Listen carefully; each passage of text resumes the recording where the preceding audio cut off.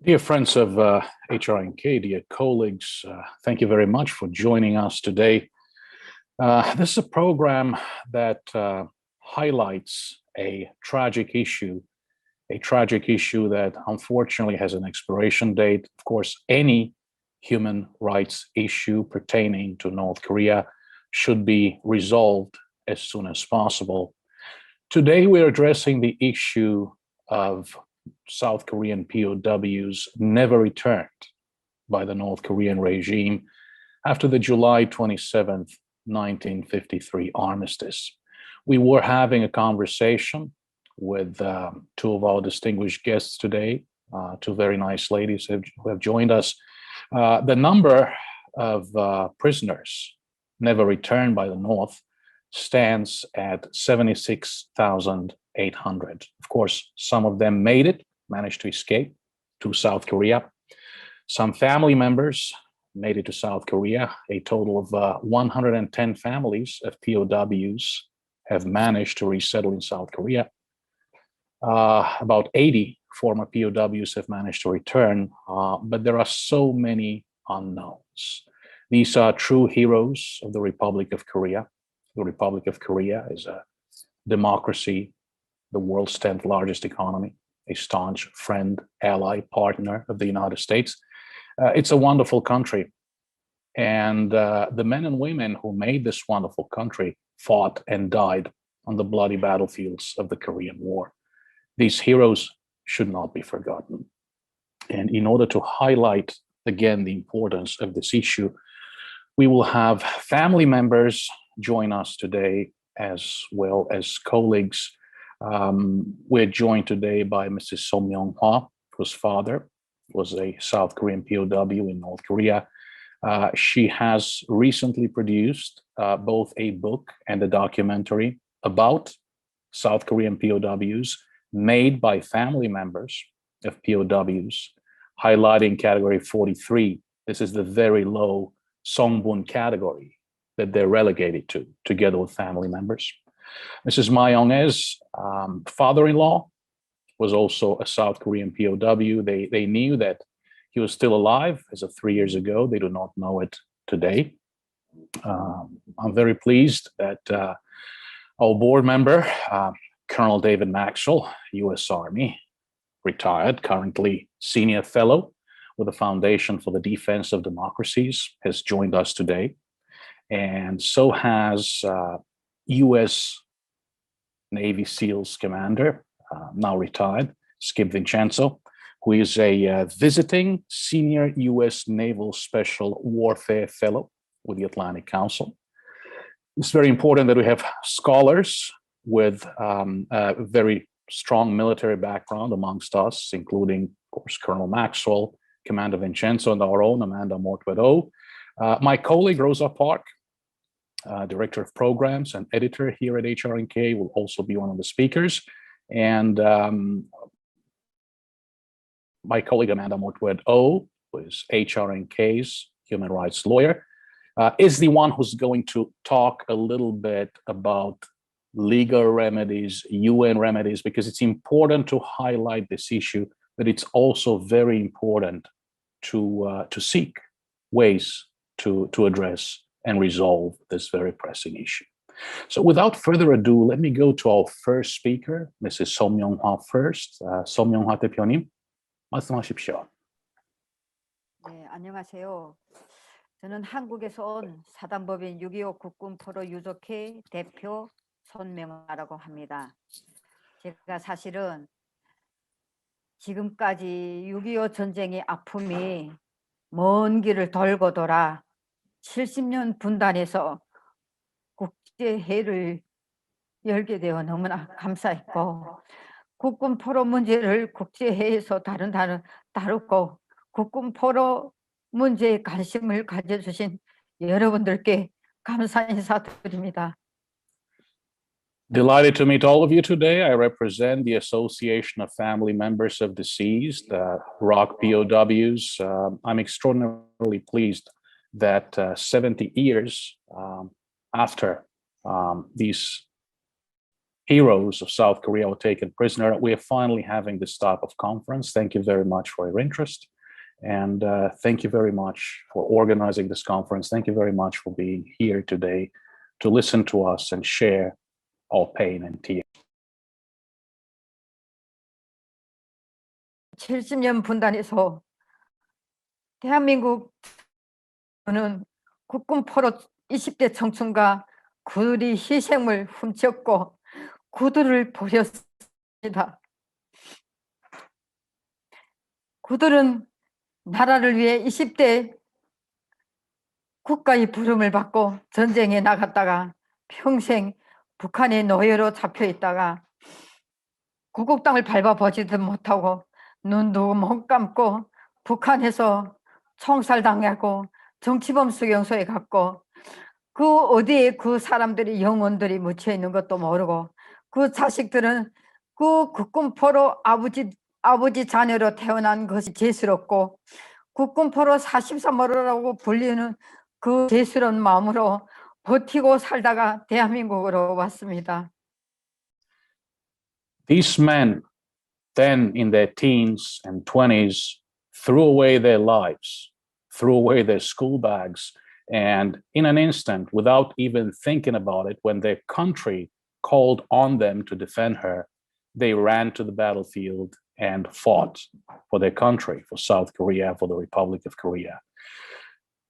Many of them have died, have been buried. We don't even know where many of their graves are. We don't know where their souls might be wandering. We know that many of them were shot and killed. Many of them truly lived a slave's life in North Korea. And many of their family members, children, grandchildren, were relegated to a very low status in North Korea's social classification system. They have all had very difficult lives. They have inherited their father's legacy, the legacy of being a South Korean POW held in the north. 나라를 위해서 총 잡고 나갔다가 부모 형제를 두고 고향을 버리고 북한에 평생 그 노예로 살면서래 그들은 말없이 말을 함부로 하면은 잡혀가는 것이 두렵고 자식을 낳았지만 그 자식들인데 대를 물려서 연좌제로 사는 것도 자식들한테는 그들은 늘 죄를 지고 살았던 국군 포로들이었습니다. 그렇지만 그 국군 포로들은 아내를 잘못 만나도 그 고아 같은 전쟁의 고아들 아내를 만났고 아내들은 국군 포로 남편을 잘못 만난 탓으로 이혼을 당해야 되고 자식들을 버리고 다 가야 되고 가정도 다 찢어지고 그런 삶을 살았고 국군 포로들은 말 한마디 잘못해도 오늘 밤에 자다가도 없어지고 그러면 부모를 아버지를 잃은 평생 고아로 살았던 우리들이었습니다. They left their homes. They left their homes. They left their hometowns. They left their children, their mothers and fathers in the South.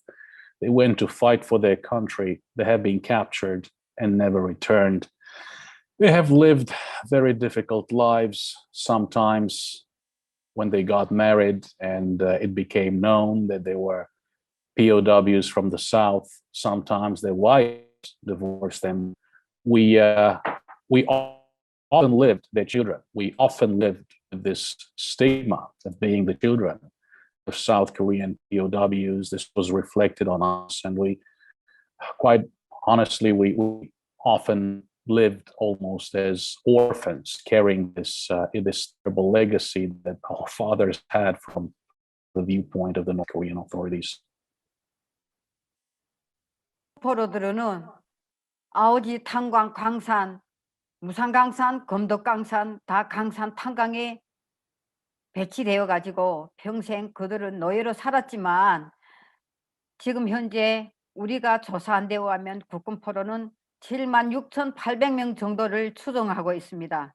하지만 그 국군 포로 7,640명 중에서도 소련이 당시 6.25 전쟁 때는 소련 무기를 썼기 때문에 그 무기 값으로 국군포로 한 5천 명 정도를 소련이 무기 값으로 팔려갔습니다. 그 사람들은 정말 사람이 아닌 상품화를 만들었고, 그 국군포로들은, 다른 국군포로들은 또 탄광 강산에 가기 전에 포로 수용소에서 그들을 그 탄광 강산에 43호라는 신분증을 주면서 탄광 강산에 가게 됐습니다. 하지만 53년도 5월 56년도 5월 11일 날에 김일성은 정문 결정 43호를 내리면서 국군 포로들에게 국민증을 주라. 주고서래 그 사람들은 북한의 국민으로 일을 시키고 가정을 이루게 해라. 하지만 그것은 그 국군 포로들에게 돌려진 배려가 아닌 감시로부터 시작하였습니다. 탄광 강산에서 아침에 해가 뜨기 전에 들어갔다가 저녁에 해를 등에 지고 집에 와야 되며, 그 자식들도 연자제로 살았습니다. 하지만 그들은 아버지들이 탄광에 일하러 갔다가 저녁에 들어와야 내 아버지가 들어오는구나, 이렇게 자녀들은 기대하고 있었지만 엄마들은 밤잠을 자지 않고 아버지를 기다려야 했습니다. 탄광 강산에서 사고가 나면 다 국군포로를 데려다가 보위부에다가 이틀 밤씩 재우고 조사를 했고, 모든 혐의들은 국군포로에게 돌려만 지었던 것입니다.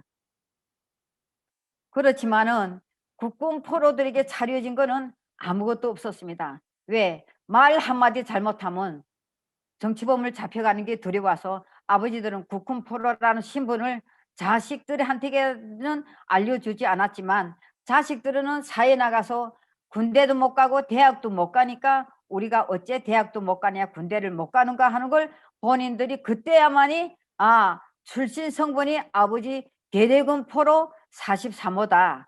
이렇게 이 딱지 때문에 우리는 공부를 잘해도 대학에도 못 가고, 아버지 그 출신 성분으로 남자들은 군대에 갈 수 있어도 군대도 못 갔습니다. 이렇게 국군 포로들은 또다시 76,400명 중에서도 국군 포로들은 러시아에 러시아의 무기값이 팔려갔고, 그 다음에는 포로 수용소를 4.25 담배농장, 지금 4.25 담배농장이지만 당시 함경북도 정성군에는 국군 포로 수용소가 있었습니다. 그 포로 수용소를 철거할 때 그 안에 있던 포로들을 어디다 수용할 곳이 없으니까 거기에 있는 국군 포로들을 100%다 내다가 총살했습니다. 그러면 그 사람들은 결혼도 못하고 이 세상에 하늘도 못 보고 그 안에서 잡혀가 있다가 총에 맞아 다 죽었습니다. 그리고 8.28 독일 사건 때도 국군 포로들이, 건장한 국군 포로들은 만약에 6.25 전쟁처럼 또 다시 8.18 전쟁이 일어나면 건장한 국군 포로들이 다시 또 반란을 일으킬까봐 그 국군 포로들은 다 100% 데려다가 그 술자석을 마련해 가지고 남조선에 대한, 고향에 대한 말을 유도해 가지고 그 사람들이 그 말을 하게 되면 남조선에 대한 말을 했다 해가지고는 아버지들을 다 잡아가고, 우리 실제 자녀들이 왔지만은 아버지 정치범 잡혀간 사람이 10명 정도 있습니다. 그리고 아버지 총살 당한 사람은 2~3명이 총살 당하고 없습니다. 평생 아버지를 보지 못하고 만사기 때 아버지가 총살 당하면서 세상에 태어나서 아버지 얼굴도 못 본 우리 회원들도 있는 것입니다. 네, 감사합니다. They lived very difficult lives. They worked in coal mines, at Aoji mine, at the Musan mine. They really lived as slaves. If an accident happened at one of these mines, the South Korean POWs were the first ones to be blamed. They were singled out, and the State Security Department, as all of you know, the POIBU, is the Ministry of State Security now. This is the North Korean Gestapo, basically. The SSD would take them away and interrogate them. We included this in our documentary and book. We estimate that a total of 76,800 South Korean POWs were never returned from the North. Among these 76,800, 5,000, I repeat, 5,000 of them were sent to the Russian Far East, to the Soviet Far East, after the Korean War, in exchange for weapons sent by the Soviet Union to Kim Il-sung during the war. So they were literally sold away as slaves, as a commodity. They were nothing but a commodity. Many of them spent time in prison camps for South Korean POWs. They were assigned this terrifying category number 43 in North Korea's Songbun social classification system. On the 16th of May, 1956, Kim Il-sung issued an order that national ID cards be issued to the South Korean POWs.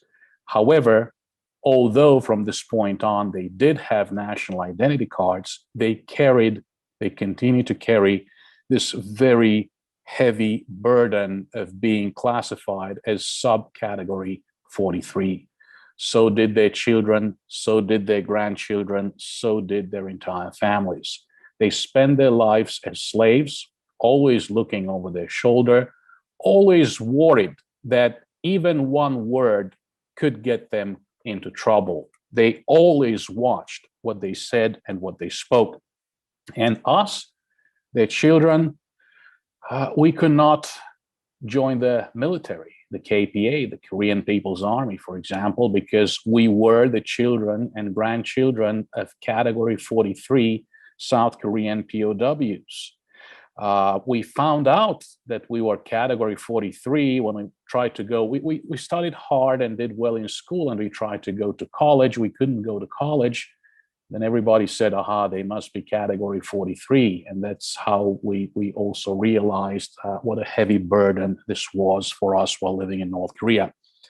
There are so many terrible incidents and violations, human rights violations that I could mention. Just two examples. There was one camp for POWs in North Hamgyong province, and they decided to dismantle the camp. They could not relocate the prisoners, so instead they shot them. They shot them dead. And they buried so many on this hill that from that day on, the hill was known as the Hill of Skulls, Skull Hill in North Hamgyong province.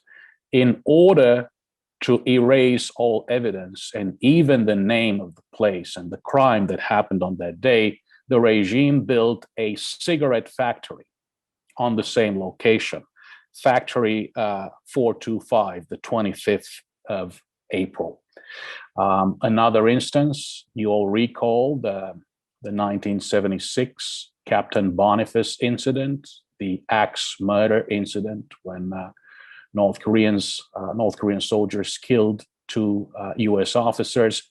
Immediately at that time, since North Korea thought that it was on the brink of war, the prime suspects were the ROK POWs, the same POWs who were not returned because they were suspected of being anti-state and anti-regime.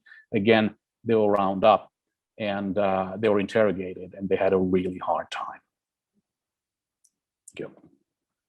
북한에서 국군 포로들이 제가 실례를 두 가지만 들려고 합니다. 국군 포로 박승일 대령은 국군 포로를 잡혀갔는데요. 그 포로 수용소에서 해치되면서 그 사람은 북한에서 좀 쓸모가 있다 해서 그 사람이 명천 그 탄광에 다시 들어갔다가 거기에서 정치범 수용소에 가서 죽었습니다. 하지만 대한민국 그 군사편찬연구소에서 발행한 국군 포로라는 그 책에는 박승일 대령은 6.25 전쟁 때 무전이 끊기고 전사한 걸로 전사 처리를 했고, 그 다음에는 이 영주라는 소령은 아우지 탄광에 배치받았는데 이 영주 소령은 너무나 억울해서 결혼도 안 했습니다. 가족도 없었습니다. 이 이영주 소령은 고난의 행군 때 노숙자가 되니까 역전해서 그냥 노숙자처럼 다니다가 밥을 빌어먹다가 그 한여름에 눈을 감게 되니까 그 사람을 죽어도 시체를 지어줄 그 자녀도 아무것도 없었습니다.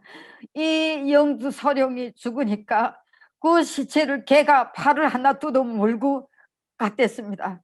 이 국군포로는 죽어서도 살아서도 이렇게 억울하게 북한에서 죽으면 개가 시체를 물고 가는 그런 관심을 꿈꾸고 살았던 국군포로들이었습니다. 그러면 북한에서 국군포로들이 그렇게 억울하게 선대받고 멸시를 받고 그 관심마저도 없이 살았던 국군포로들은 대한민국에 위해서 그 국군포로들을 언제 한번 북한에다가 국군포로 생산하기는 한 적이 있습니까? 정부는 뭐 했습니까? 국군포로가 80분이 왔지만은 다 자기가 그 조국을 위해서 언제 한번 대한민국에서 나를 찾을 것이라고 그 기대만 안고 있다가 그들이 목숨을 바꾸면서 도망강을 넘어서 대한민국에 온 게 80분입니다. 하지만 아버지가 북한에서 죽고 유해로 가져온 사람은 7명입니다. 유해는 또 어떻게 왔습니까? 유해는 자식들이 아버지 뼈를 파서 배낭에다 둥치면서 지고 왔습니다. 하지만 이연순 씨 아버지가 이 기만인데 그 아버지는 딸이 유해를 가지고 오다가 중국 공안이 붙잡히게 되자 그 북한에서 중국에서 가져오는 유해가 어떻게 되면 상반시는 북한에 북송되고 하반시만 지금 현재 대한민국 현충원에 안장되어 있습니다. 유해마저도 국군포로 유해가 얼마나 관심과 천대한 멸시를 받았기 때문에 유해마저 오다가다 상반시는 북한을 북송돼 가야 되고 하반시만 대한민국으로 오는 이런 현실이 이 세상에 어디 있습니까?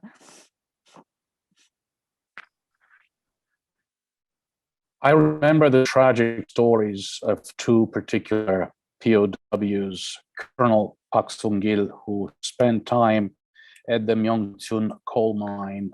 His name has been recorded by research organizations in South Korea. There's also the story of Major Lee Yong-ju, who spent time at the Aoji coal mine as a miner, as a slave laborer. He did not have a family, and things were so tough for him, especially during the days of the Great Famine of the 1990s. They called it the Arduous March. He was living in the streets all by himself. He had nobody to look after him, and because of the starvation and malnutrition, he passed away. There is nobody to look for his body. There is nobody to bury his body. It's a truly awful story, but dogs got hold of his body. And some of us remember that dogs tore off one of his legs and took it away. So this is truly this absolutely abysmally tragic destiny of the South Korean POWs. Even in death, they cannot find their peace. And what we want is for the South Korean government to acknowledge and admit that these are heroes of the Republic of Korea. Of course, 80 South Korean POWs not returned by the North have managed to escape and resettle in South Korea. One has to remember that this was done primarily and mostly through the private efforts of family members. It's not only about those who are still alive or those who have returned. It's also about those who passed away in North Korea. And us, the relatives of South Korean POWs, relatives currently living in South Korea, have managed to repatriate 7 sets of remains.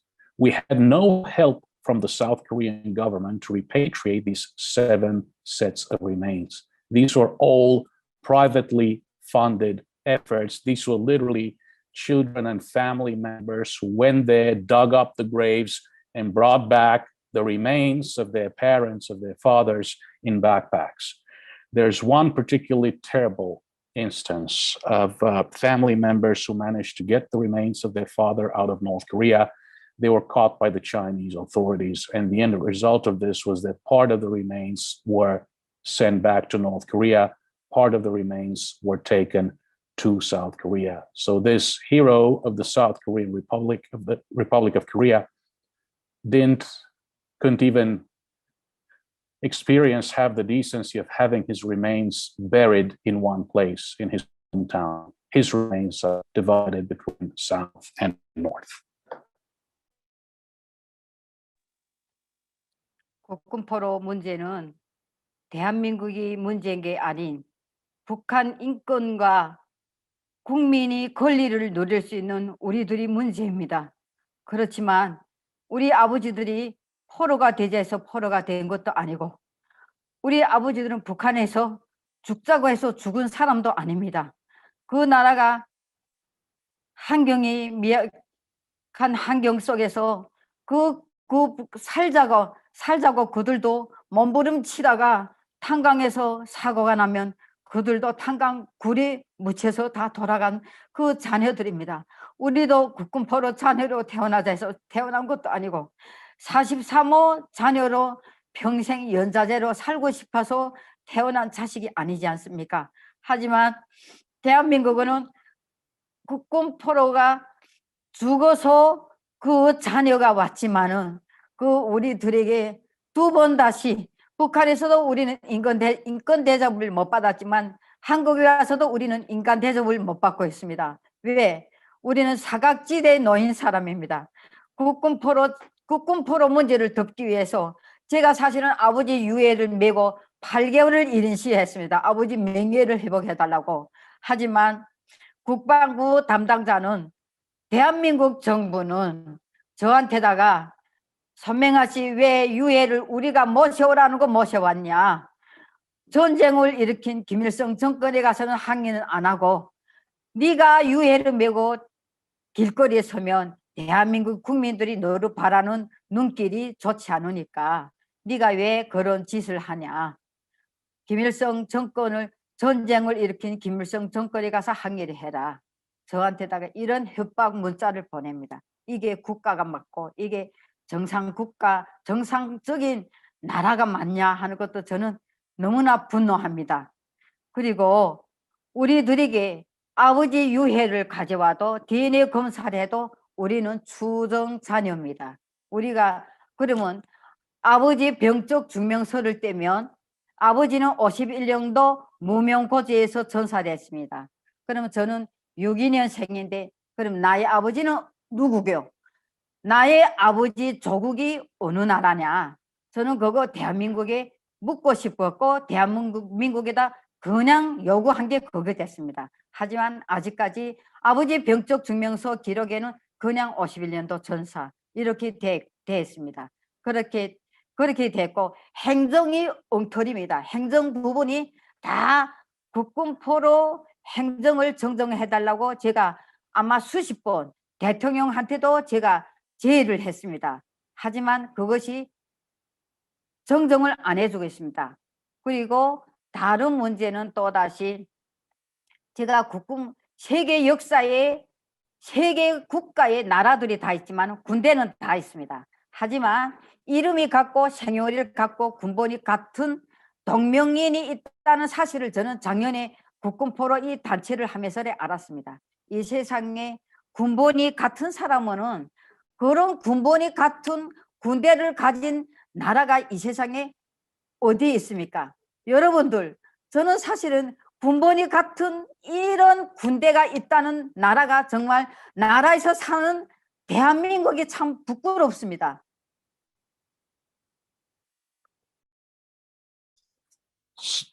All we want for our lost fathers is to restore their honor, to gain recognition.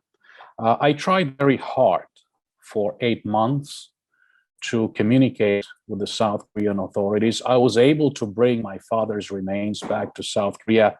I tried very hard for 8 months to communicate with the South Korean authorities, the Ministry of Defense in particular, asking them to recognize my father as a POW held in the North, restore his honor. However, in the records, he appears as KIA, killed in action, in 1951. I know for a fact that he was not killed in action. He was my father. I came across very unfriendly bureaucrats who would ask me, why are you doing this? Why are you asking us to help you out? Why don't you ask the North Korean regime? Because after all, it's Kim Il-sung who started the war, and it's all Kim Il-sung's fault. Why is this even our issue? So again, I came across very unfriendly attitudes and very unfriendly individuals. Every military, every country in the world has a military, and every military looks after their own, whether they're dead, whether they're alive, whether they're KIA or POW, they do want to bring them back. I think that all you want to do is just bury him. All you wanted to do, and what others want to do, is just to bury their deceased fathers in the ROK, in their hometowns, the places that they protected. They threw away, they sacrificed their entire lives for their hometowns and for their country, for the Republic of Korea. Quite frankly, looking, and now I know more about this organization that's run by relatives of ROK POWs, compared to what other countries have done and are doing. This is quite a big embarrassment for the Republic of Korea.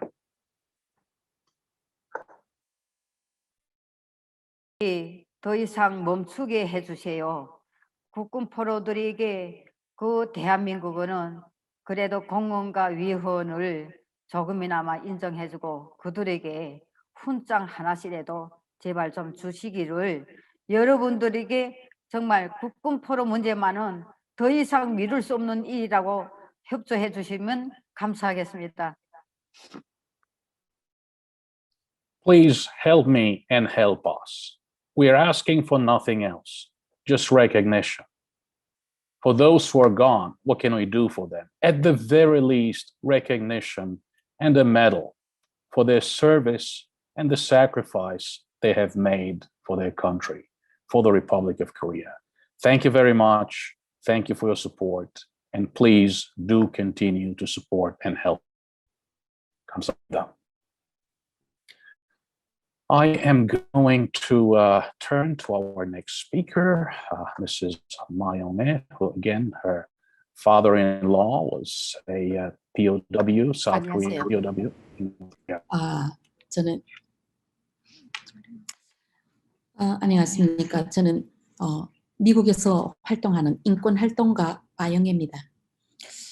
저는 오늘 이 자리에 나온 것은 저는 국군 포로병의 그 아들과 결혼해서 살고 있기 때문에 국군 포로병의 아들인 저희 남편의 대신해서 제가 이 자리에 나왔습니다.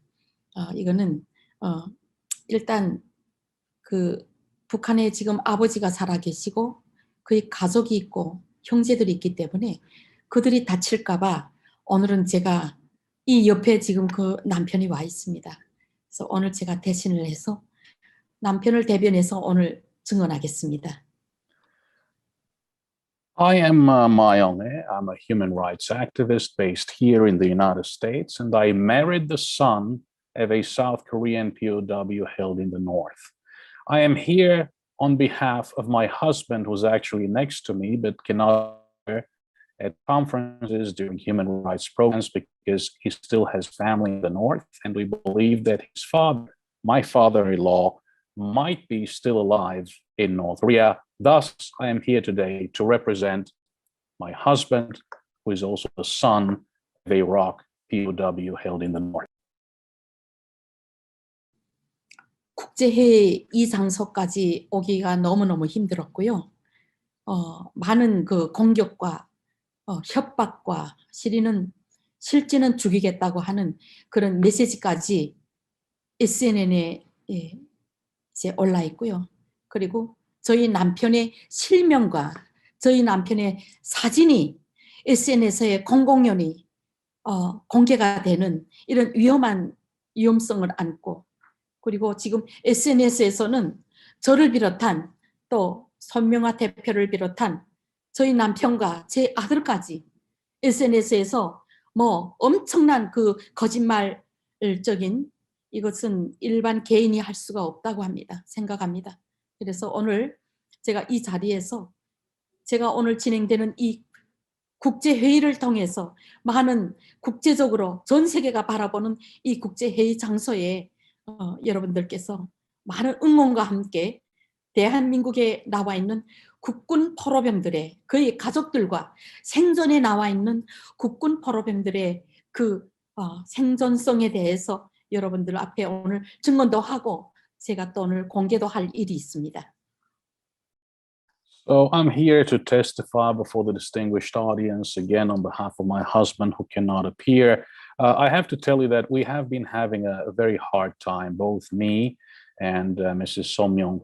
We have recently received threats. We have received death threats via messaging, via SMS. What made it even worse was that my husband's picture and my husband's real name were also disclosed by these unknown foes of the POW issue, lies, made up facts. So we have been targeted by what appears to be a very sinister campaign that has gone as far as quite frankly, death threats. So frankly, it was not easy to get to this location today. And I'm here to share this with you and also share a few other facts about the POW issue. 2015년도 5월 1일 날에 저희 남편과 저는 국제 유엔에서 북한에 이제 남아 있는 아버지에 대해서 증언하고 국군 포로병들에서 증언하는 유엔 회의에 저희가 참석을 한 적이 있습니다. 그때 저희 남편은 그 발언에서 어떤 얘기를 했는가? 김정은 도당은 북한에 남아있는 국군 포로병들을 자기 사랑하는 가족이 남아있는 대한민국으로 보낼 것이고 보내야 하며, 그리고 국제사회는 김정은을 처형하라고 얘기했습니다. On the 1st of May 2015, my husband testified at an event held at the UN. He made 2 points. The first point was that Kim Jong-un and his regime should send back all of those POWs who are still alive. And then, as the son of a POW still held in the north, he expressed his rage basically by stating publicly that the international community should get rid of Kim Jong-un. Again, he got very emotional. And that was the time he testified back then in May 2015. 워싱턴 DC에서 오바마 대통령님 그 대통령으로 계실 때 워싱턴 DC의 전승 60돌 행사에 탈북인 인권 활동가로 초청이 됐었습니다. During the presidency of President Barack Obama, I was invited to Washington, D.C. to speak together with other families of POWs held in the north. 대통령님은 그때 그 당시에 북한 전쟁에 나갔다가 조선 전쟁에 나갔다가 포로로 남아 있거나 또 유해로 남아 있는 우리 미국의 군인들에 대한 그들을 뼈 한 조각이라도 다 데려온다고 했습니다. What President Obama said back then was that we Americans have done our utmost best to bring back each and every man left behind, whether dead or alive. America will never cease or desist its efforts, her efforts, to bring back even the last bone fragment of an American hero who died on the battlefield in the Korean War. 대통령님 그 임기 기간에도 그랬지만 트럼프 대통령님 당선돼서도 북한에 옥류돼 있던 우리 미국의 국민들을 어떻게 했습니까? 전 세계는 다 알고 계시죠? 대통령이 직접 노력하셔서 공항에까지 나가서 그 북한에서 나오는 그 미국 동포들을 다 맞이해 주지 않았습니까? 그런데 어떤 일이 발생했습니까? This is a bipartisan issue in the United States. You probably all recall that President Trump, after President Obama, brought back American nationals who were being imprisoned in North Korea. He even went to greet them at the airport as they were getting off the plane. So this is what is happening in the United States. 대한민국 대통령이신 문재인 대통령님께 묻겠습니다. 문재인 대통령님은 북한 방문 시에 어떻게 하셨습니까? 언제 한번 대한민국의 6.25 전쟁을 맞으면서 자신들이 내보냈던 그 군인들에 대해서 김정은에게 단 한마디도 여쭌 적이 있습니까? So thinking of what U.S. presidents have done to bring back MIAs, KIAs, the remains of KIAs, please allow me to ask this question of His Excellency President Moon Jae-in of the Republic of Korea.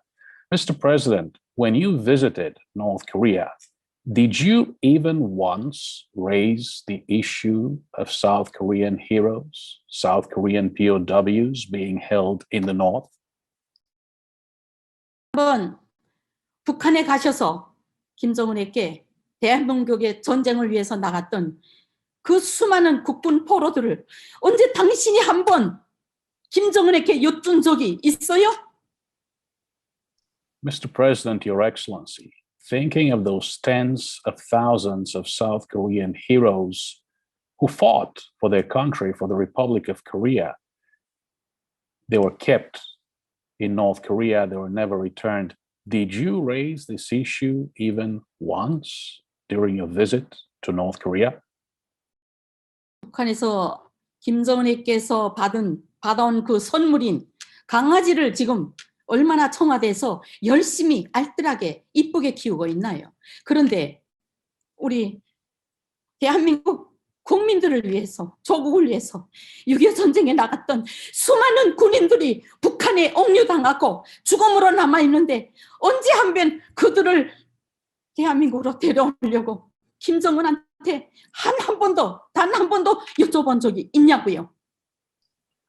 Mr. President, Your Excellency, you're very preoccupied these days with raising a puppy that you received as a gift from Kim Jong-un, the leader of North Korea, when you met. How about those tens of thousands of South Korean heroes who were taken prisoners and never returned? Did you ask Kim Jong-un even once? Did you ask for their return? Did you try to bring them back to their hometowns? 울고 있는 제 남편의 눈에서 눈물을 걷어주세요. 그리고 문재인 대통령은 유엔에다 떠넘길 것이 아니라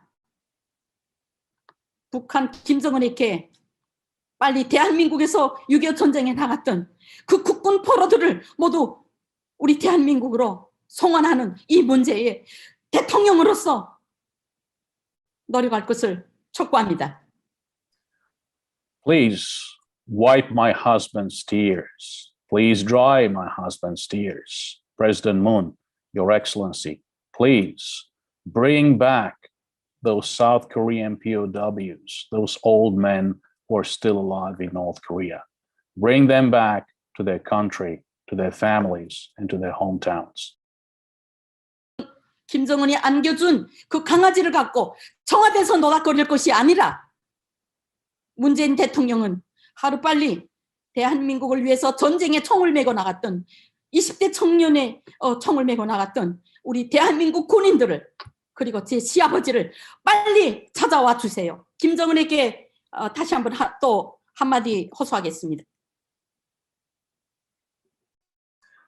Mr. President, President Moon, please forget about those North Korean puppies you received as a gift from Kim Jong-un. Remember those young men who grabbed their rifles and went to the battlefront to defend their country. Bring them back, please. 오늘이 행복이 있기까지는 우리 대한민국에 전쟁에 나갔던 국군들이 있었기에 대한민국이 지금 행복을 누리고 있고 문재인 대통령 당신도 그 행복이 있기에 지금 프레지던트 자리에 올라 있지 않습니까? It owes to their sacrifice, the sacrifice of those young men during the days of the Korean War, that South Korea is the great country she is today. And quite frankly, Your Excellency President Moon, even you owe your life and everything you have done and accomplished to those young men who spared nothing, just grabbed their rifles and ran to the battlefield to defend their country. 김정은은 촉구한다. 대한민국에서 6.25 전쟁을 맞으면서 나갔던 국군 포로들을 대한민국으로 송환할 것을 그리고 즉시 고향으로 보낼 것을 즉시 촉구한다. And this is my request to Kim Jong-un. Send these men back. Allow them to return to South Korea. Allow them to return to their hometowns immediately. 북한에서 수많은 국군 포로들이 지금 탄광과 강산에서 지금 짐승과 같은 노예 생활을 하다가 지금 그들은 잘 걸을 수도 없는 고령이 되었습니다. 전 세계에 계시는 인권 활동가들과 그리고 오늘 저녁 줌을 통해서 북한의 인권 그리고 북한에 남아있는 국군 포로들에 대해서 눈물을 흘리면서 증언하는 우리들의 증언에 여러분 응원해 주시고 그리고 북한 김정은 정권이 하루빨리 무너지고 그리고 그 땅에 남아있는 우리 국군 포로 병들을 하루빨리 조국 대한민국으로 보내줄 것을 전 세계와 그리고 살아서 지금 숨쉬고 있는 김정은에게 강렬히 촉구합니다. And that's my request to Kim Jong-un, send them back. These men lived their lives, their entire lives as slaves. Now those who are still alive are just barely walking around. We really need to bring them back. So I would like to ask all of you who have tuned in today, all of you who are watching this conference today, I'm asking you for your support. We need your support in order to bring these men back without any further delay. I thank you.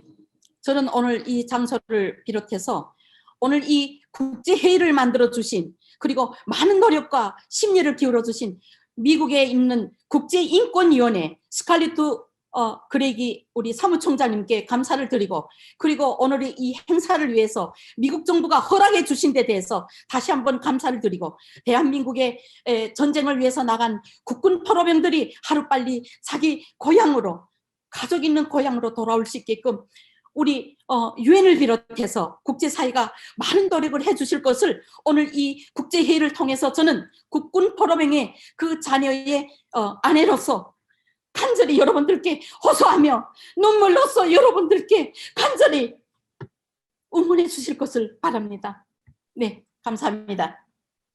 I thank you and I wish to ask you to continue your support. I'm grateful to the team at the U.S. Committee for Human Rights in North Korea for your support, for your efforts to put together this conference that's attended by friends of North Korean human rights and HRNK from all over the world, quite frankly. And we continue to need your support. We will continue to weep and shed our tears until the day all of these men have returned to South Korea. We need your support. We thank you for your efforts, and we thank you for being here with us today. Thank you very much. 감사합니다. Well, these were two very emotional presentations, and it would be honestly really hard to do this by myself. I'm really happy that my colleagues my friend Skip Vincenzo, my friend, board member, mentor, Dave Maxwell have joined us today. I am going to go to Professor Maxwell, Colonel Maxwell next, a great American, a great friend of Korea, a great friend of the Korean people, a great champion of human rights, a true mentor to so many of us. Colonel Maxwell, I'm going to turn it over to you next. Please go ahead, sir. Thank you, Greg. And yes, that was very powerful testimony from Ms. Son and Ms. Ma. And I'd ask every from Ms. Son and Ms. Ma. And I'd ask everyone to reflect on the passion and the sadness and the pain that was in their testimony. And even in the United States, receiving death threats, which should never happen in the United States, but really is a testament to how far North Korea will go to try to silence those who speak out against it. The courage and the commitment of Ms. Son and Ms. Ma are, I just have the utmost respect for them.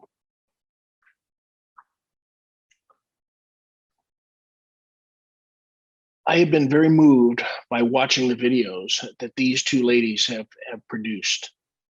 The amount of suffering of ROK POWs and their families who remain in the South since before the war, and the suffering of the families which these ROK prisoners built in the North is beyond anything in the U.S. that we can imagine, or anybody in any free country can imagine. Most of us as Americans are familiar with Alexander Solzhenitsyn and his writings, such as the Gulag Archipelago. And based on what I have learned, the suffering in North Korea among the ROK prisoners of war goes well beyond what the Soviets did to their own people and to others. And I think there is some truth to the adage that Kim Il-sung actually out-Stalined Stalin. He was the most horrendous human rights violator and committing crimes against humanity in what he has done. Now, in preparing for this, I of course watched their documentary, which is powerful, and I commend it to everyone. I also read the UN Commission of Inquiry, which identifies this problem, but it just does not get the attention that it deserves. And in the UN Commission of Inquiry, it discusses the problem of the ROK prisoners of war in the context of Songbun, the social classification system. And as Ms. Son and Ms. Ma told us, everyone associated with the ROK prisoners of war are classified as category 43, among the worst of the social status in North Korea. But in the Commission of Inquiry, it provides testimony from those who have escaped from North Korea. And I just quote this short excerpt. For example, a witness was denied tertiary educational opportunities and was forced to work in a mine upon finishing secondary school. When he inquired of a security supervisor to whom he was close about the apparent discrimination against him, the supervisor showed him his file. He was classified as a number 43, the classification of families of prisoners of war, which made it clear to him why he faced such discrimination. Now, we should think about the 76,000 plus prisoners who remained in North Korea, who were never returned.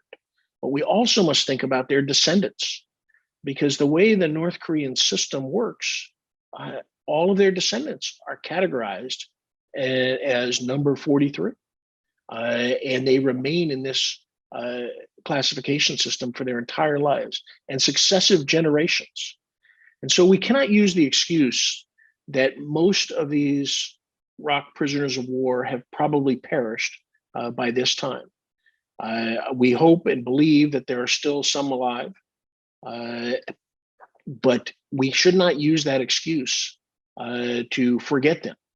And we must remember their descendants who are suffering. And this is why we need to take a human rights upfront approach with North Korea.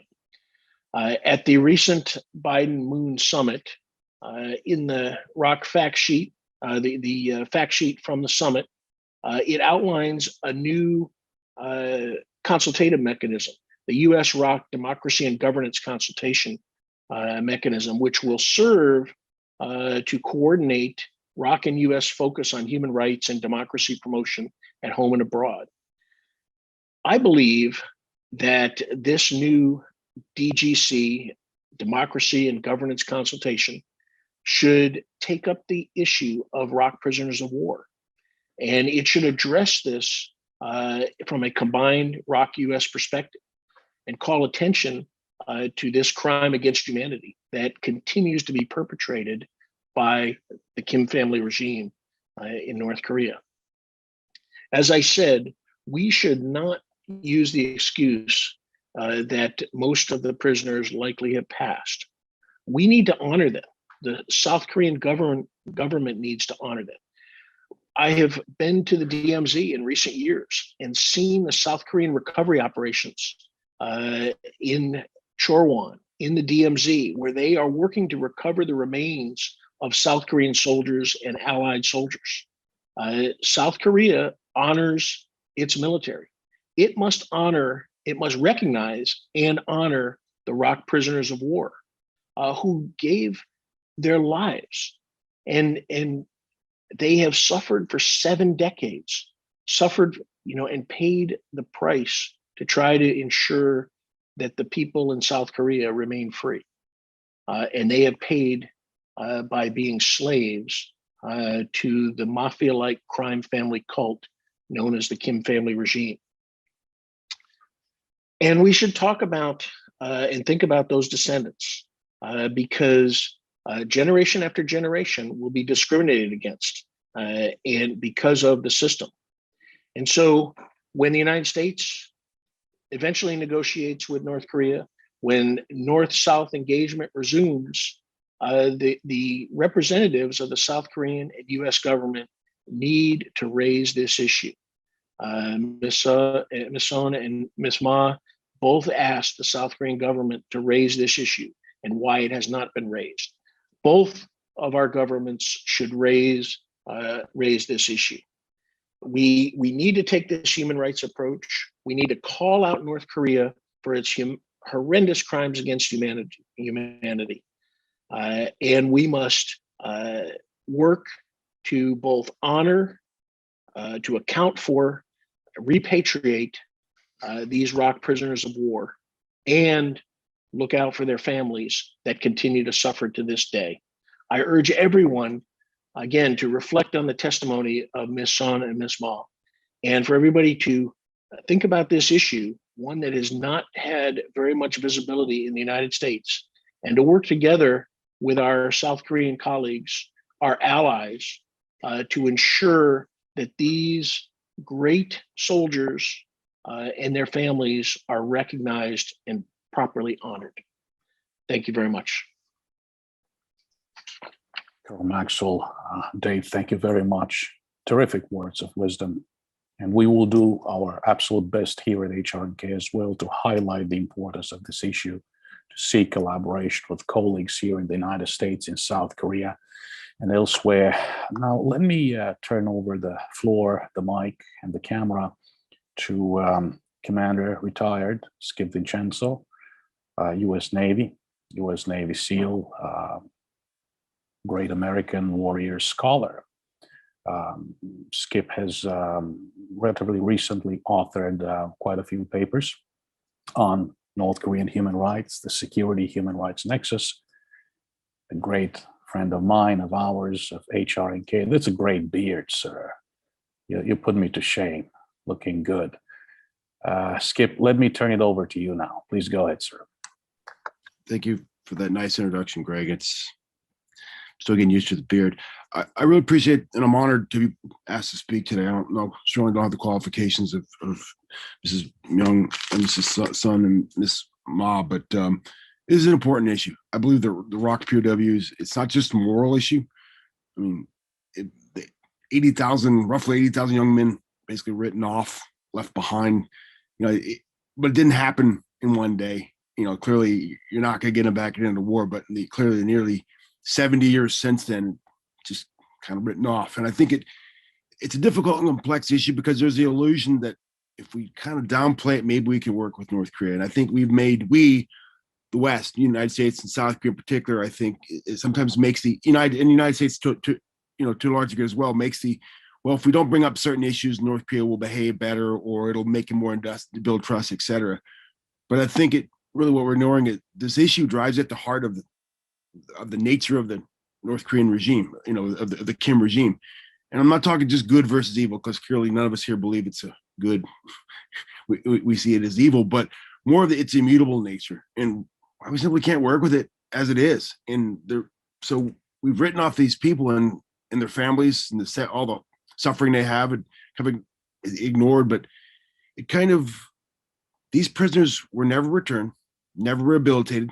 They worked lives of hard labor. You heard firsthand testimony of how they were treated and murdered, and just how much they suffered.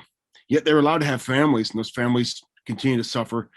And so that's just the nature of the regime. The Songbun has been well documented by HRNK and Bob Collins and others have documented how this system is the foundation of it. And I think this kind of POW issue is relatable to us in that we can see how the regime is immutable. So there is no working with it in that regard.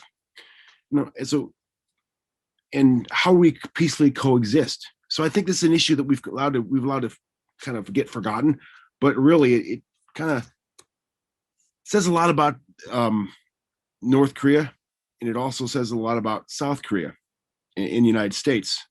The links that we'll go to for political expediency is to kind of think, like I mentioned, to kind of maybe get along other things.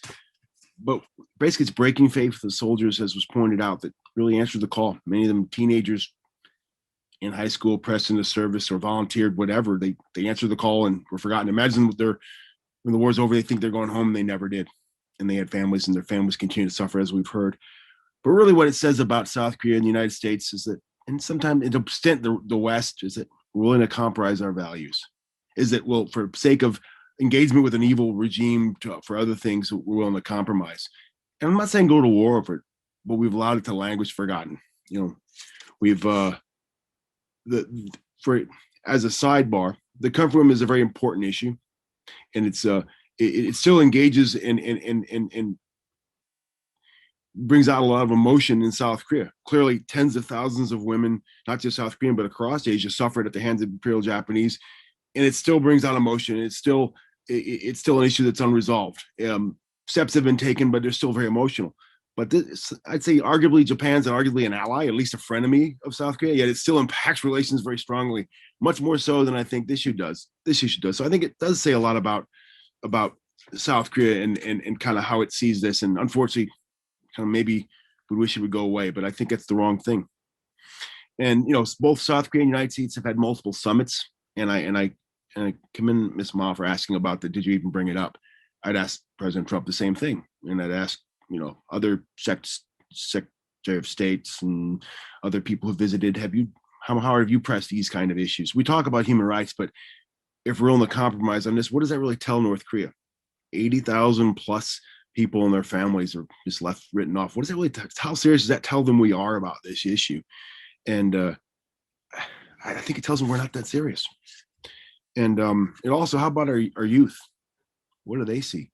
They not just the families and people who are connected, but other youth who just, when they hear that 80,000 people have been written off, or they kind of find out in school, it's like, what does it really say about the values of our countries? Is if we're willing to just sacrifice this issue. And I'm not saying go to war over it, but bring it up, remember them, treat them fairly, bring it up. I think it's unconscionable as a military guy to think we might leave people behind. And the United States has its issues as well. There's a case could be made about Vietnam, and much less strongly documented, but still, I think we make a little bit better effort to bring home. But clearly, I think this is an issue with North Korea, as repugnant as it is. We should definitely press it on.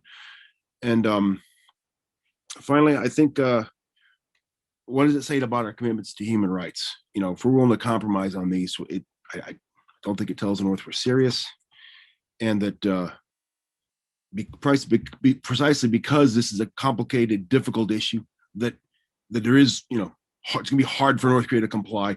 It doesn't mean that we should ignore it. Because of that price tag involved, it makes it a serious, legitimate issue. And not only sends a message to the world that we care and that the human rights are important, but also North Korea and the North Korean people who live under the same thing that South Korea doesn't forget and that the world doesn't forget. I think that's a serious message, that because it's such a difficult issue, that we'd rather talk about nuclear weapons and stuff, but because we make this a problem, we make this an issue that has to be dealt with, I think it does send a serious message that we're not willing to compromise on our basic values, respect for human life, which I think is more powerful than anything in terms of dealing with North Korea. I'll receive the rest of my time. Clearly, there are more important things. I want to hear the question and answer, hear the discussion after Amanda and Rosa speak. But thank you very much for the opportunity to talk, Greg. Commander Vincenzo, Skip, thank you very much, sir. This was precisely the type of mobilizing message combining erudition and emotion. This is precisely what we need to move forward. May I ask you a question, sir? That banner in the background, do you always have it up there, or did you put it up for Dave today? Go Navy, beat Army. Both. Both. Thank you. That's what I thought. I forgot it was there. I apologize. I would have. I don't mean to offend my Army comrades, and I already had several others pointed out to me as well. I'm learning this whole Zoom background, how important it is. So, good. You're outnumbered today, but then again, you're a SEAL. So, speaking of the Army, of course, it's both Dave and Amanda who will also share her thoughts with us today. Before we go to the UN-related issues and the legal issues pertaining to this very important issue, let me turn the mic over to our colleague, Rosa Park. This early September will be Rosa's 10th anniversary with HRNK. She's our Director of Programs, amongst many things that she does. She's also an American of Korean heritage who has been running outreach programs aimed to highlight and improve the human rights situation in the North. Rosa, let me turn it over to you, and please do share your thoughts and emotions with us, just like everybody else did.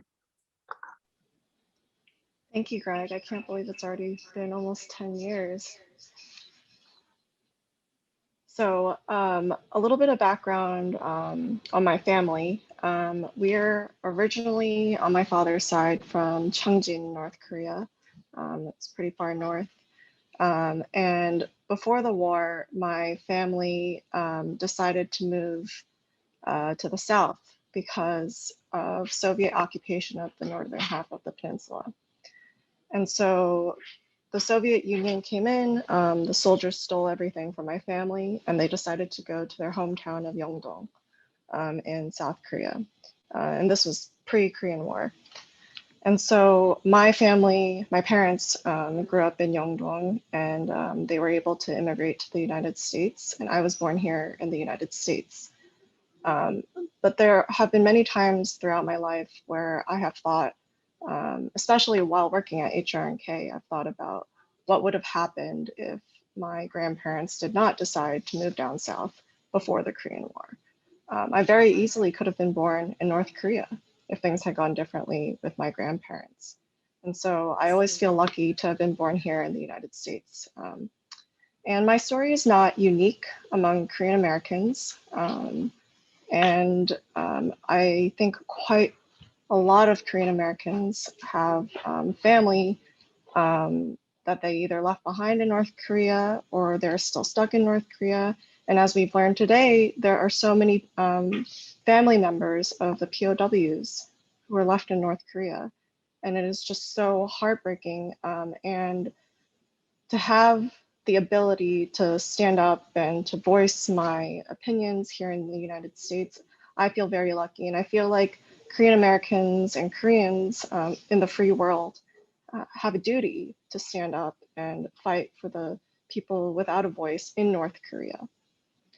And so I just wanted to emphasize that although, yes, I am Korean American, and this is an event on the South Korean POWs, that North Korea has not just affected Koreans. They have taken people from 15 different countries. they took people, South Korean soldiers and citizens, civilians during the Vietnam War. This is something that transcends just the Korean or Korean American narrative. And this is why we are calling for an international coalition, especially here at HRNK. This is an issue that civil society organizations like HRNK and our many friends around the world at partner organizations, this is where we can come together and push for coalition building, especially at multilateral institutions like the UN and the EU. This is something that HRNK has been pursuing for quite some time now, especially after we gained consultative status in April 2018 at the United Nations. This is the time for banding together, building a coalition to address these very real issues. And thank you to Mrs. Ma and Mrs. Son for sharing your stories. It is up to us in the international community to stand up for you and speak about these issues. Rosa, this is terrific. And you're absolutely right. If governments don't care, then what do we stand for? Civil society. So I think that it's a very big mission, as you said, that will require close cooperation with other organizations. And this is one of the first steps in doing just that. So thank you very much. And I'm going to go to our colleague, Amanda Mortwedt Oh, next. Amanda is HRNK's human rights attorney.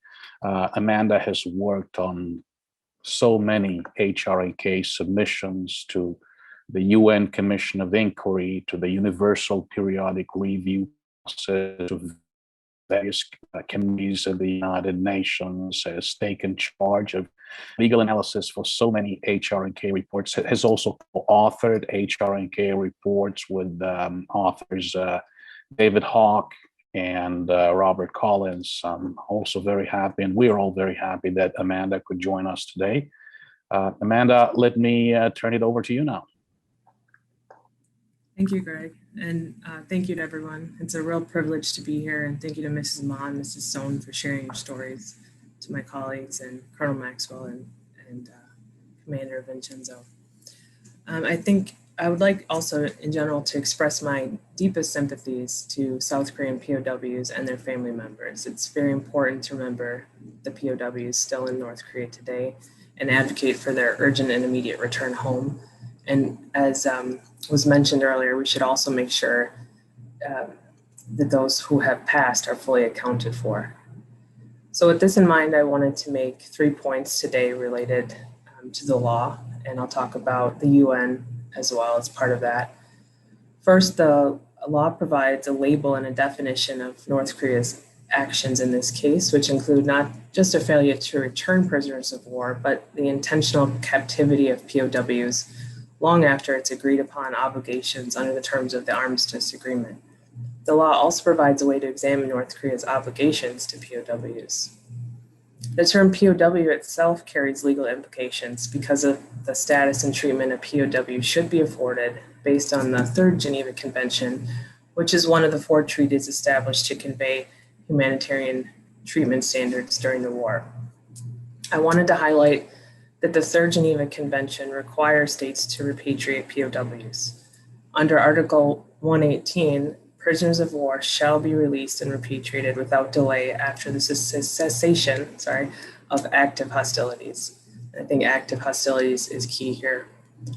North Korea was not a signatory to the Geneva Conventions at the time of the Armistice Agreement, but later it did accede to the conventions in August 1957, therefore creating obligations as a state.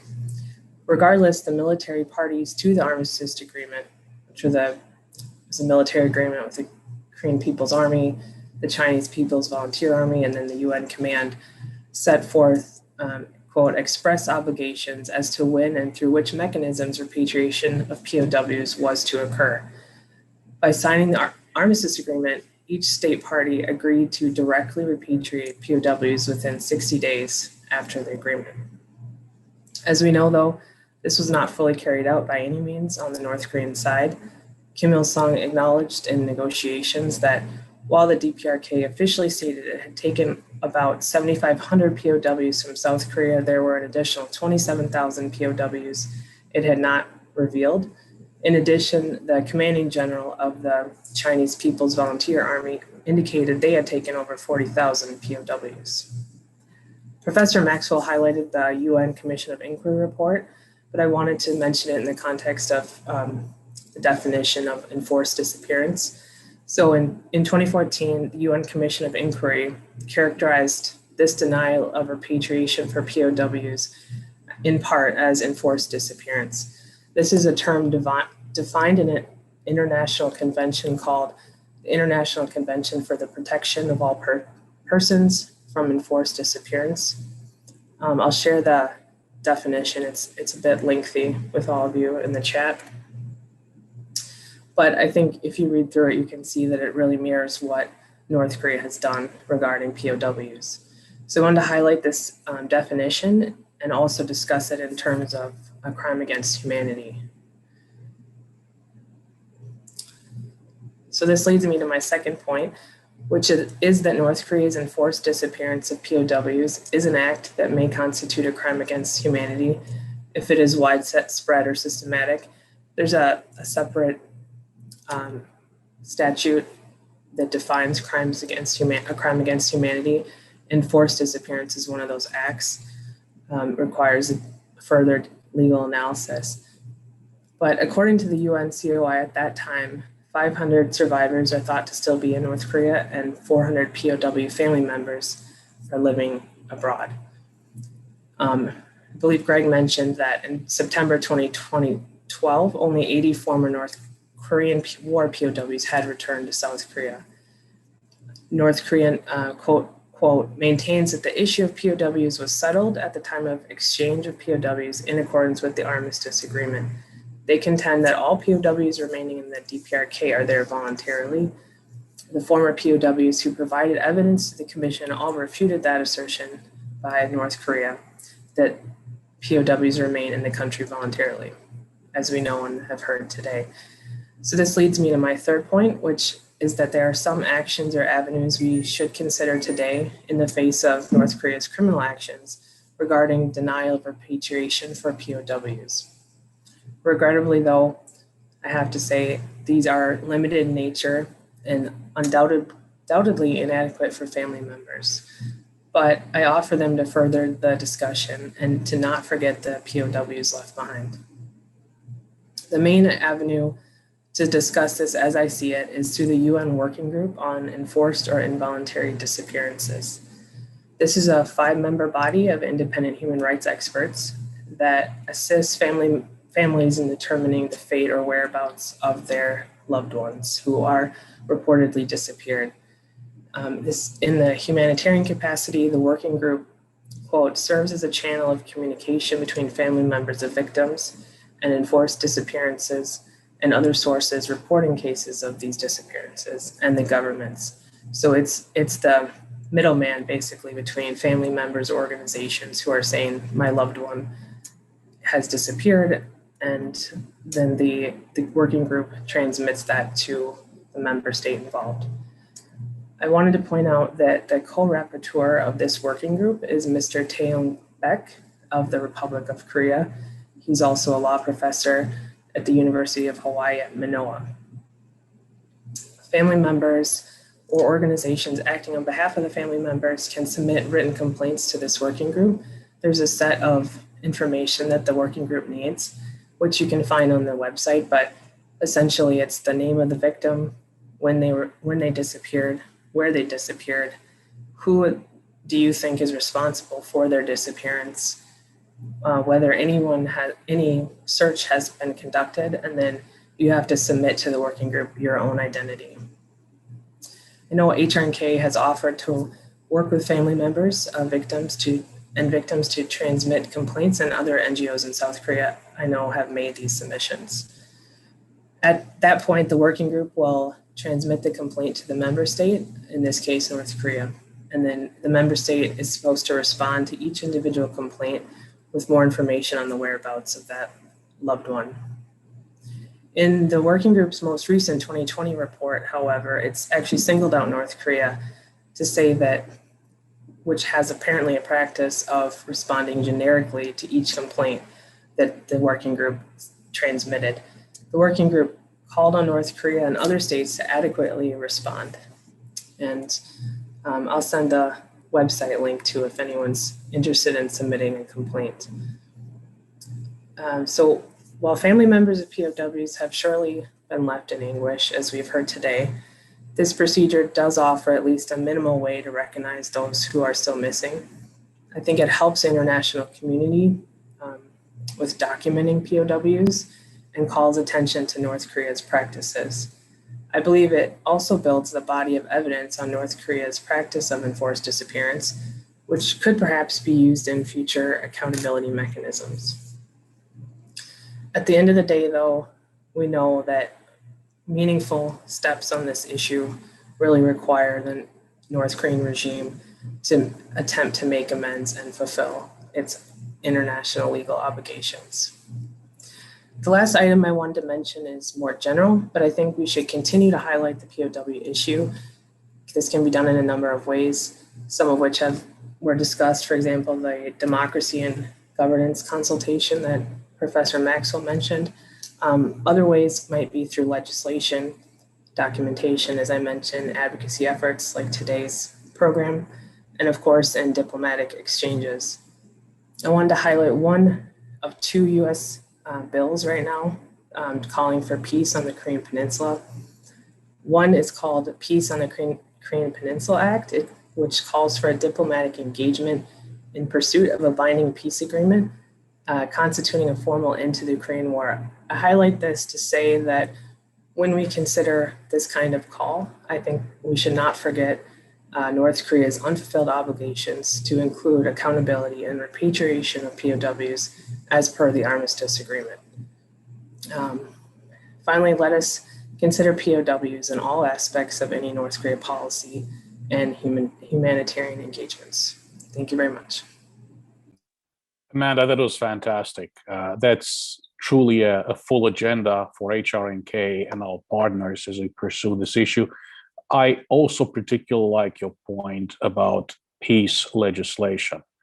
There can be no peace without factoring in human rights. How can there be peace while POWs are still held in the North? Extraordinarily important to highlight these issues. We are almost out of time, but let me highlight the presence of some of the panelists. I'm very happy that our entire team, or almost our entire team, is on this call. Let me salute our colleague Rick Hersevoort in the Netherlands, in Rotterdam. He has, of course, been a very important and integral part of our outreach efforts, both to the European Union, the European Parliament, and the United Nations. Today, we are joined by many friends of HRNK, and I'm absolutely delighted to see all of them. I'm delighted to see that movie and documentary director Yoon Ha-gyul has also joined us today. I see many other friends on this call, and we definitely appreciate your very kind thoughts and remarks. Park Sang-won 목사님, 안녕하셨습니까? Reverend Park Sang-won is has joined us today from Seattle. Let me dwell on some very important comments made by one of our participants, by Director Yoon Ha-gyul.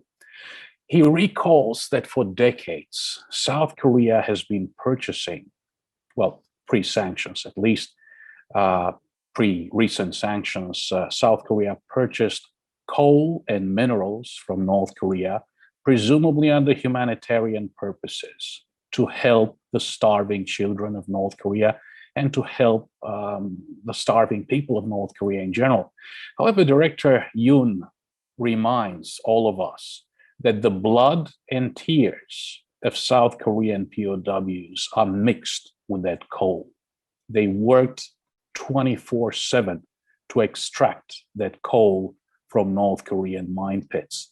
This is truly blood coal. And the people of South Korea should remember that. And it is truly sad that so few people in South Korea are aware of this issue of South Korean POWs never returned by the North.